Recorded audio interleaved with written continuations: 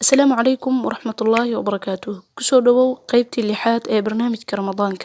الله ربي والإسلام ديني ومحمدا رسول الله ويقيني أدنو إليه ساجدا بجبيني اقبل صلى الله ربي والإسلام ديني. الحمد لله waxaan soo gaarnay ama aan ku jirnaa 10kii dambe ee bisha Ramadaan. Ilaahay baa mahadlay oo ina soo gaarsiiyay. Allah inaga dhigo kuwii ka faa'iideystay oo Laylatul Qadrigana waafaqay.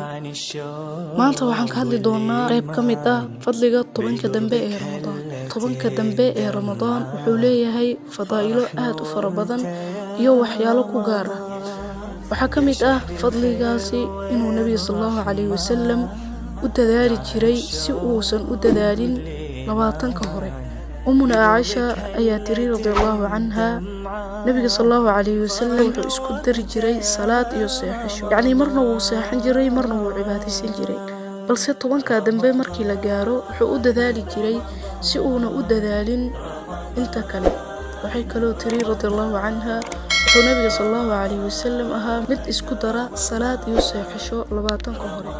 marka la gaaro 10ka dambe uu dadaali jiray gundigiisana uu adkeysan jiray. Hadaba xadiistan waxayna tusayaan ama inoo cadeynayaan in Nabiga sallallahu alayhi wasallam cibaado ku soo jeedi jiray. Cibaadadaasi oo isugu jirta salaad, quraan akhris, ducooyin iyo xusitaanka Allah. Waxaa muuqata in aan Nabiga sallallahu alayhi wasallam habeenkii seexan jirin 10kan dambe ee Ramadaan isagoo raadinaya fadliga 10 habeen ee Ramadaan leeyihiin kuwaas oo ku jira habeenka qiimaha badan ee Laylatul Qadri. Laylatul Qadrigu waa habeen aad u fadli badan oo Allah subhanahu wa ta'ala noogu sheegay suuratul Qadri. Inna anzalnahu fi laylatil qadr wama adraka ma laylatul qadr. Laylatul Qadri khayrun min alf shahr tanazzalu al malaa'ikatu war ruuhu fiha bi idni rabbihim min kulli amr salaamun hiya hatta matla'il fajr. Waxaan soo dejinay habeenka Laylatul Qadriga khayrun min alf shahr oo ka khayr badan yahay 1000 bilood. waa 83 sano iyo 4 bilood. Waxaa soo degaya malaa'ikta iyo Jibriil waxay booqanayaan oo ay diiwaangelinayaan dadka cibaadaysanaya. Waa nabadgeliyo ilaa iyo uu waaga ka baryo. Habeenada uu ku jiro Laylatul Qadriga wuxuu Nabiga si khaas ah ugu tilmaamay habeenka 22aad, habeenka 23aad, habeenka 25aad, habeenka 27 iyo 29. lama sheegin habeenka si gaar ah looma tilmaamin uu ku jiro si ay dadku u dadaalaan 10ka dambe. Haddii la sheegi lahaa oo hal habeen kamid ah la tilmaami lahaa dadku waa la iska seexan lahaa oo habeenkaasi oo kaliya ayaa la soo toosi lahaa. balse waxaan la xaqiri karin in 10kan habeen ee u dambaysa ay u gaar yihiin fadaa'ilo aad u fara badan. waxyaalaha Nabiga sallallahu alayhi wasallam 10kan dambe sameyn jiray waxaa kaloo kamid ah inuu masjidka ku i'tikaafi jiray. اعتكافك wuxuu kamid yahay runtii barnaamijyada aan u diyaarinay bisha Ramadaan inaan ka hadalno balse waqtiga inuu saamax waayay insha Allah waqtiga kale ayaan u raadinaynaa. hadaba qofka muslimka ah waxaa la gudboon inuu ka faa'iideysto waqtigiisa qiimaha badan ee soo maray sanad walba.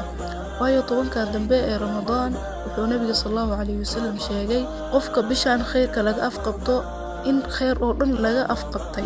sidaas darteed waa in qofku ka faa'iideysto faa'iidooyinka cibaadadu qiimaha dheeraadka ay leedahay sida 10kan habeen ee Ramadaan ugu dambeeya. waxaa laga yaabaa inaad aragto dad badan oo aan kala ogeynba in 10kii Ramadaan ugu fadliga badnaa lagu jiro iyo in kale. waayo ogaba waxyaabaha laga faa'iideysto taasi oo laga yaabo inay sabab u tahay inaysan diinta wax ka fahansanin. Ilaahay ina fahansiiyo diinta oo inaga dhigo kuwa diinta fahansan mar walba. إلهينا وافجي خيرك يفضلك بشهر رمضان خاصة 10kan habeen.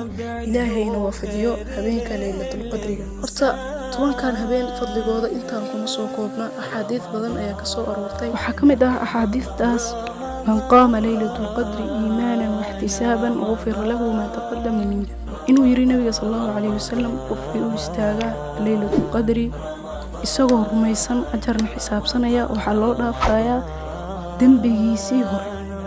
tan kale 83 sano iyo 4 bilood wax yar ma aha oo aad saacado kaliya oo aad taagneed ama aad cibaadaysanaysay ama aad tukanaysay ama aad quraan akhriinaysay oo intaas oo dhan waxa laga dhigayaa in 83 sano aad tukanaysay aad soomaysay mid la mid ah marka ma ahan wax la daayici karo ama la ismoogaysiin karo runtii maaha waa fursad qof walba oo caqli leh oo xisaabtamaya oo diinta wax ka fahansan ka faa'iideysanaya oo yani aan xataa ku fikiraynin inuu seexdo ama wurdo tan kale waxa Aisha weydiisay nabiga sallallahu alayhi wasallam waxaan sameynay rasuulullah hadii aan haleelo habeenka laylatul qadr wuxuu jiri waxa Allahumma innaka afuwun tuhibbul afwa fa'fu anni إلهي وحتى مد عفين بدن وادنا جعشة عفينتا أي عفي مركا طبعا كان هبين رمضان ودنبيا ما أهن وحان فضائل ذو هل كان أنكسو شيء كرنا